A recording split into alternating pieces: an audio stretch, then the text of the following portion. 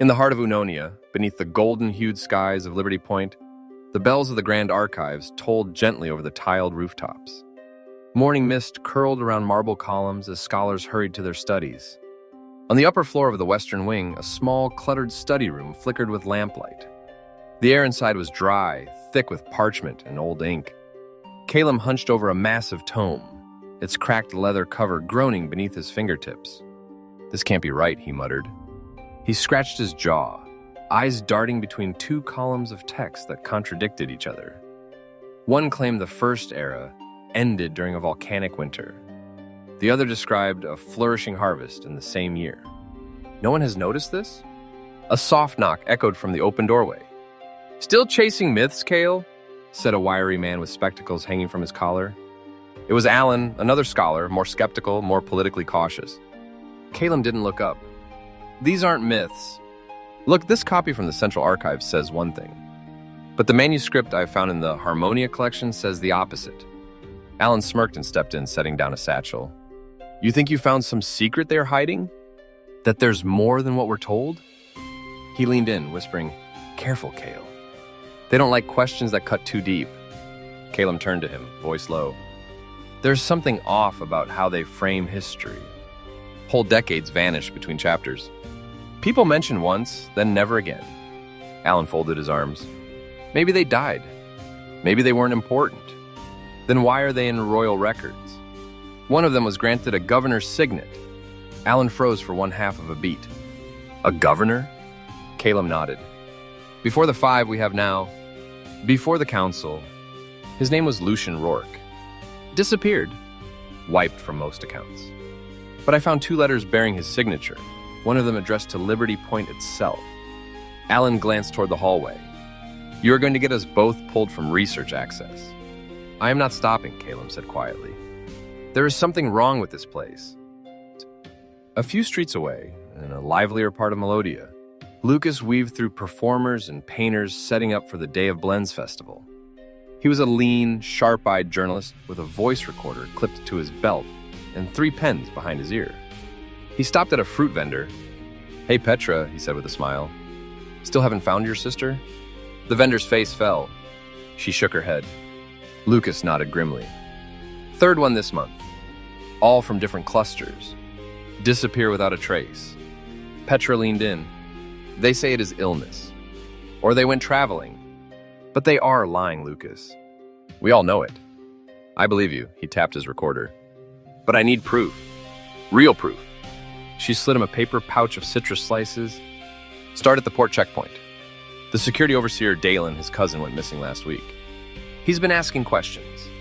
Lucas took the pouch, nodded once, and ducked back into the crowd, eyes scanning for city patrols.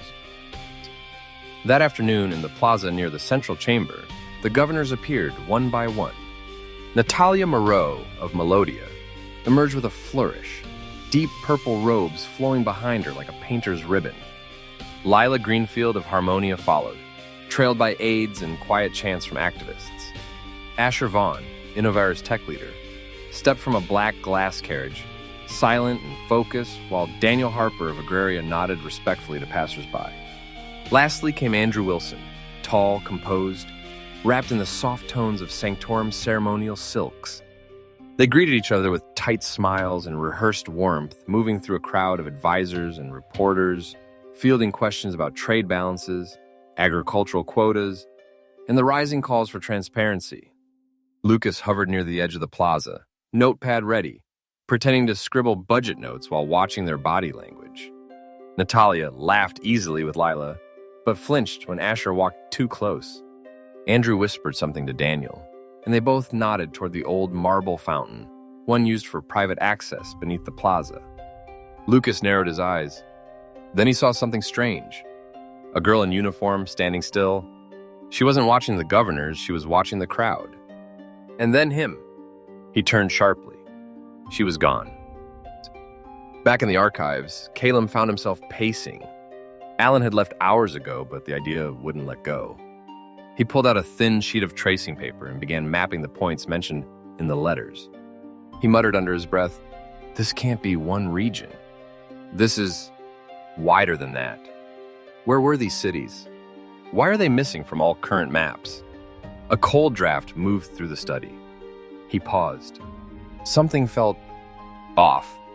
He stood, walked to the window. From the balcony, he could see the north tower of Liberty Point rising into the sky. Clouds churned around its peak like they always did, too consistently. He whispered, "That's not natural." Night fell. Deep beneath the central plaza, in a stone chamber with no windows, the 5 governors sat alone. No aides, no reporters, just them. Asher spoke first, voice clipped. "We are behind schedule." Daniel rubbed his eyes. Agraria's shipments were delayed. The crops were lighter than forecasted. Lila frowned. "You could have asked Harmonia to assist. We have labor to spare." Natalia shook her head. "We've already pushed too hard. People are starting to notice. They're whispering." Andrew folded his hands. "Let them whisper. They will forget by next cycle." "No," Lila said, her voice sharp.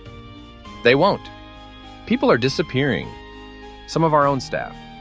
This isn't politics anymore. This is fear."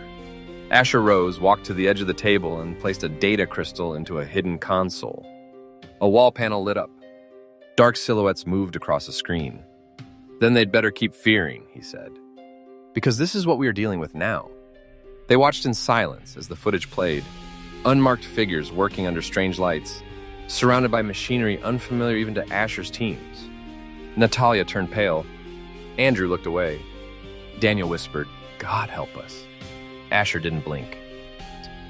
Later that night, Lucas returned to his studio apartment.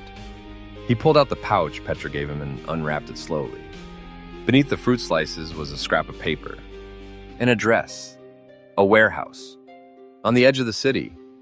He glanced toward the window. The lights of Liberty Point twinkled under the stars, but in the distance, just beyond the last tower, the sky looked darker than it should. Thicker, like it was hiding something. He grabbed his coat and stepped into the night. Caleb stepped into the chill of night air, his robes brushing the stone as he crossed the narrow balcony. The tower lights flickered below, their warm golden hue reaching up like fingers through the mist. But his eyes weren't on the city. They were fixed on the horizon. To the north, past Liberty Point's borders, the skyline blurred. The stars above it were faint, almost like someone had painted them on a sheet of glass. He whispered, "Why does it look painted?" A door creaked behind him. He turned. "Alan." "I saw your light still on," Alan said, holding 2 mugs. "Thought you could use something hot." Caleb took one silently. They both stood at the rail, sipping. After a moment, Alan said, "You ever feel like the sky is closer than it should be?" Caleb nodded. "Like it's pressing down. Not infinite, just contained." Alan didn't laugh. "That was new." He said, "I had a dream last week. I saw the city from above, but it didn't end. It didn't sprawl outward. It stopped, like a board game." Caleb glanced sideways. "You never told me that." Alan shrugged. Felt ridiculous. "But now," he set his mug down. "You think the first era ended in winter. But there was a harvest." "There was," Caleb said. "And the stars changed in the same year. That's what's bothering me." They shifted. Alan was quiet for a long time. Then softly, "What if it wasn't the year that changed?" Back in the warehouse district, Lucas stood outside the building, listed on Petra's note. He tucked his recorder into his coat, eyes flicking over the locked entrance. No signs, no guards. Just a thin crack of flickering light at the bottom of the door. He picked the side lock, an old reporter's trick, and stepped inside. It smelled of oil, iron, and salt. Inside were rows of crates, but no markings. He lifted one open. Inside, black clothing, boots, no tags. Lucas crept forward. A voice echoed behind a steel door. 2 men speaking low, clipped tones. He crouched. "Shipment's late." Again. It left the facility already. Delay happened at Checkpoint 6. Checkpoint 6 is under Melodia's jurisdiction. This shouldn't have happened. A pause. Then what do we do with the missing ones? Another pause. They are no longer our concern. Footsteps. Lucas backed away quickly, found a shadow near the crates, held his breath. 2 figures exited, tall, dressed in black uniforms, unlike any cluster. One had a small emblem on his wrist, 3 rings interlocked, a symbol Lucas didn't recognize. They left through a side gate. Lucas slipped out moments later, heart racing. He didn't understand what he had just heard, but something told him this wasn't about disappearances. This was about control. The next morning, Liberty Point awoke under pale sunlight. Children ran through archways. Vendors sang. Officials stood at podiums declaring tax reforms and agricultural milestones. Everything looked normal. But in the archives, Calum stood before the north wall, tracing a circle with chalk. Behind him, Alan watched silently as the scholar drew 5 points inside the circle, each one aligned with a symbol from the old manuscript. Calum turned and whispered, "There were 5. But maybe there's more." Alan raised an eyebrow. "More than 5? Calum nodded. "We've only ever known 5 regions. But this diagram suggests something else. Something outside them. Something sealed away." He stepped back, studying his own drawing. And from the balcony window, far beyond the roofs of Liberty Point, the haze on the horizon thickened, as if the morning light wasn't allowed to go any further. In the plaza, Lucas filed his story. He titled it simply, "The Missing Threads." His editor barely skimmed it. "Lucas, you're chasing ghosts. Then why do they leave footprints?" The editor shook his head. "Print the gala review. Leave the rest to the watchdogs." Lucas left the office in silence. But he didn't throw the notes away. He tucked them into his satchel, stepped into the afternoon sun, and glanced once more toward the north, that place where the light always seemed to stop.